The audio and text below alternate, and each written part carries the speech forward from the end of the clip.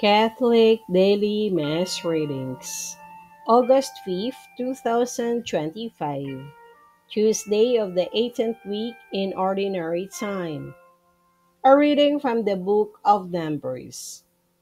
Miriam and Aaron spoke against Moses on the pretext of the marriage he had contracted with a Cushite woman. They complained, "Is it through Moses alone that the Lord speaks? Does he not speak through us also?" And the Lord heard this. Now Moses himself was far the meekest man on the face of the earth. So at once the Lord said to Moses and Aaron and Miriam, "Come out, you three, to the meeting tent." And the three of them went. Manna was like coriander seed and had the color of resin. When they had gone about and gathered it up, the people would grind it between millstones or pound it in a mortar, then cook it in a pot and make it into loaves, which tasted like cakes made with oil. At night, when the dew fell upon the camp, the manna also fell. Then the Lord came down in the column of cloud, and standing at the entrance of the tent, called Aaron and Miriam. When both came forward, he said, "Now listen to the words of the Lord. Should there be a prophet among you, in visions will I reveal myself to him? In dreams will I speak to him? Not so with my servant Moses. Throughout my house he bears my trust. Face to face I speak to him, plainly and not in riddles. The presence of the Lord he beholds. Why then did you not fear to speak against my servant Moses?" So angry was the Lord against them, that when he departed and the cloud withdrew from the tent, there was Miriam, a snow-white leper. When Aaron turned and saw her a leper, he said to Moses, "Ah, my Lord, please do not charge us with the sin that we have foolishly committed. Let her not thus be like the stillborn babe that comes forth from its mother's womb, with its flesh half consumed." Then Moses cried to the Lord, "Please, not this. Pray, heal her." The word of the Lord. Thanks be to God. Responsorial Psalm. Let our response be merciful, O Lord, for we have sinned. Have mercy on me, O God, in your goodness. In the greatness of your compassion, wipe out my offense. Thoroughly wash me from my guilt, and of my sin cleanse me. Be merciful, O Lord, for we have sinned. For I acknowledge my offense, and my sin is before me always.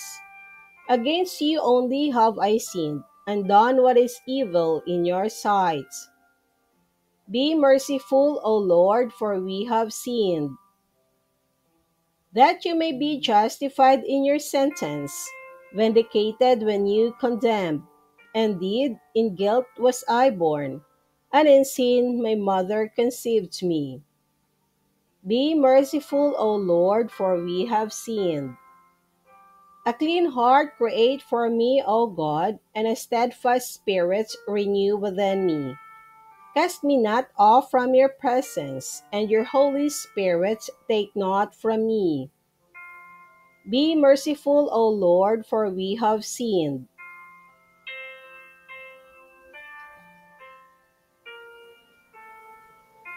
A reading from the Holy Gospel according to St. Matthew. Jesus made the disciples get into a boat and precede him to the other side of the sea, while he dismissed the crowds. After doing so, he went up on the mountain by himself to pray. When it was evening, he was there alone. Meanwhile, the boat, already a few miles offshore, was being tossed about by the waves, for the wind was against it. During the fourth watch of the night, he came toward them, walking on the sea. When the disciples saw him walking on the sea, they were terrified.